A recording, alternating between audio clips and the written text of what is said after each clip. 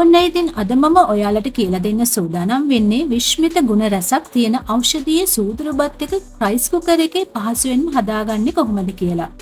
ශරීරයේ කොලෙස්ටරෝල් මට්ටම පාලනය කරන්න වගේම ආහාර අරුචිය අඩු කරලා ආහාර රුචිය වැඩි කරවන්නත් මේ විශ්මිත බත් එකට හැකියාවක් තියෙනවා. ඉතින් මේ බත් එක හදන්න මොනවද ඕන වෙන්නේ කියලා මම ප්‍රොසෙස් එක යන අතරතුරේදීම ඔයාලට කියන්නම්. මුලින්ම රයිස් කුකර් එක ඔන් කරලා එකට තෙම්පරාදුව සඳහා කැමති තෙල් වර්ගයක් දාගන්න ඕනේ. සාමාන්‍යයෙන් ග්‍රෑම් 500ක් සඳහා තෙල් මේස හැඳි 3ක් වගේ ප්‍රමාණවත් වෙනවා. ඉතින් ඔයාට මේ වෙලාවේදී පොල් තෙල්, එළවලු තෙල්, ඔලිව් තෙල්, එහෙමත් නැත්නම් බටර්, ගී තෙල්, මාගරින් වගේ කැමති දෙයක් භාවිතා කරන්න පුළුවන්. ඉතින් ඒ තෙල් ටික අවශ්‍ය ප්‍රමාණයට දාලා හොඳට රත් වෙනකොට ඒකට සූදුරු මේස හැඳි දෙකක් එකතු කරගන්න ග්‍රෑම් 500ක හාල් ප්‍රමාණයක් සඳහා. ඉතින් මේ විදිහට සූදුරු එකතු කරලා සූදුරු ටික පුපුරන්න පටන් ගන්න වෙලාවක් එනවා. තප්පර කීපයක් ඇතුළත. ඉතින් ඒ වෙලාවේදී ඔයා හොඳට සිහින්ව කපාගත්ත ලොකු ලුණු ටිකක් එකතු කරගන්න. සාමාන්‍යයෙන් ලුණු ගෙඩි භාගයක වගේ ප්‍රමාණයක් කපලා මේකට එකතු කරගන්න. ඉතින් මේ ටිකත් හොඳට බැදීගෙන එනකොට ඒකට රම්පි කැබලි 2-3, බේ ලිව්ස් 3-4ක්, ඒත් එක්කම කුරුඳු පොතු කැබැල්ලක්, එනසාල් කරාම් නැටියට 5ක් විතර, ඒත් එක්කම කරපිංච ටිකක් එකතු කරලා මේ ටික හොඳින් ටෙම්පරාදු කරගන්න ඕනේ. ඉතින් රයිස් කුකර් එකේ ඔයාලට බොහොම ඉක්මනින් විනාඩි කිහිපයක් ඇතුළත මේ ටික හොඳට ටෙම්පරාදු කරලා ඉවර කරගන්න පුළුවන්. ඉතින් ඒත් එක්කම මේ වෙලාවේදී අපිට අවශ්‍ය වෙනවා කුඩු තේ හැඳි භාගයක් සහ ලුණු තේ හැඳි එකක්.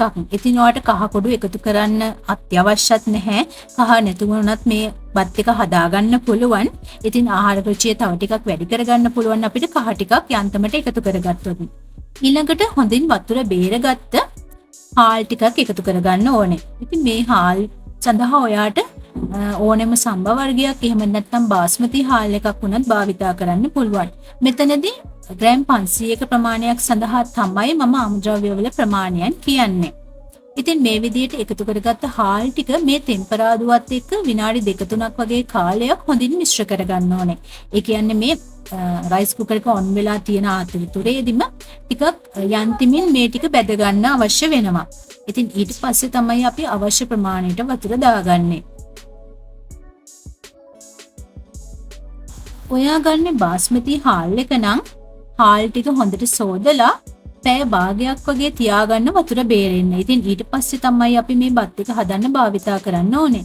ඉතින් අනිත් හාල් වර්ග නම් හොඳට සෝදලා වතුර බේරලා විනාඩි 10ක් විතර වගේ තියලා ගත්තාම හොඳටම ප්‍රමාණවත්.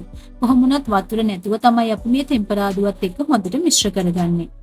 ඊළඟට ඔයා වතුර දානකොට ඔයාට සාමාන්‍ය එල් වතුර පාවිච්චි කරන්නත් පුළුවන්, උණු වතුර පාවිච්චි කරන්නත් පුළුවන්. ඉතින් උණු වතුර පාවිච්චි කරනවා නම් ඔයාට මේ බත් එක තවත් ඉක්මනින් උයා ගන්න හැකියාවක් තියෙනවා. ඉතින් මේ විදිහට වතුර දානකොට දැන් මම කියලා දෙන්නේ ග්‍රෑම් 500ක ප්‍රමාණයකටනේ. ඉතින් නමුත් ඔයා රයිස් කුකර් එකේ හදනකොට ඔයාට අවශ්‍ය ප්‍රමාණය වෙනස් වෙන්න පුළුවන්. ඉතින් ඒ විදිහට හදනකොට ඔයා මේ හාල් තියෙන මට්ටමටම හාල් ටික තියෙන සාමාන්‍ය වැහෙන ගානටම වතුර ටිකක් මුලින්ම එකතු කරගන්න. ඊළඟට රයිස් කුකර් එකේ මෙන්න මේ විදිහට පුරුක් තියෙනවනේ. අපේ නම්බර්ස් දාලා තියෙන කෑලි වෙන් කරපු ටික. අන්න ඒ වගේ කෑලි 3ක්. ඒ කියන්නේ පුරුක් 3ක් උඩට එනකන් වතුර දාගන්න. ඉතින් ඒ ප්‍රමාණයට දැම්මම බොහොම හොඳින් මේ හාල් ටික සම්බ ගන්න අපිට පුළුවන් වෙනවා. මේ බත් එක උයා ගන්න. ඒ වතුර ටික හොඳටම ප්‍රමාණවත් වෙනවා.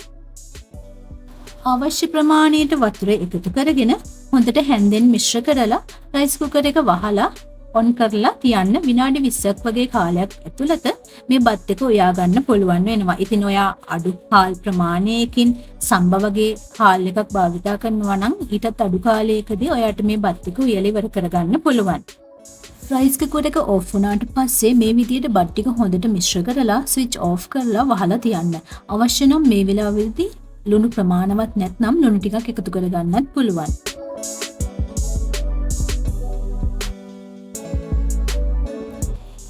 ඉතින් මේ විදිහට හදාගත්ත බත් එක තවත් ලස්සන කරගන්න රසවත් කරගන්න ඔයාට පුළුවන් මුද්දරක් පලන් ටිකක්, බෙදපු කජු ටිකක්, ඒ වගේම බෙදපු ලුණු ටිකක් වගේ එකතු කරලා.